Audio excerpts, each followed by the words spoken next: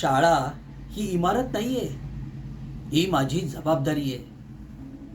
कारण इथे येणारा प्रत्येक मुलगा मुलगी मला माझा मुलगा मुलगी वाटतो.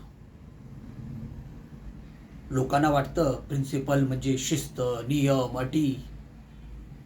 पण नियमामागे एक माणूस असतो हे नाही कोणी बघत. मी कठोर आहे, हो, कारण उद्या मला या मुलांचं भविष्य सुरक्षित आणि मजबूत हवंय. एक चुकीचा निर्णय, एक दुर्लक्ष आणि या विद्यार्थ्याचं आयुष्य पार भरकटू शकतं. म्हणून मी प्रश्न विचारतो, चौकशी करतो आणि गरज पडली तर कठोरही होतो. मला लोकप्रिय नाही व्हायचंय. मला फक्त इतकंच हवंय की उद्या 10 वर्षांनी या विद्यार्थ्याने म्हटलं पाहिजे, आज मी जो इथे उभा आहे तो आमच्या त्या प्रिन्सिपल सरांमुळे. पगार, पद, प्रतिष्ठा सगळं नंतर, आधी कर्तव्य.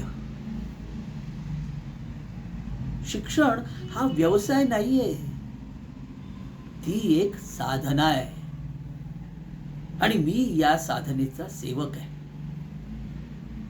त्यामुळे जोपर्यंत मी या खुर्चीवर आहे तोपर्यंत या शाळेत अन्याय, दुर्लक्ष आणि निष्काळजीपणा चालणार नाही.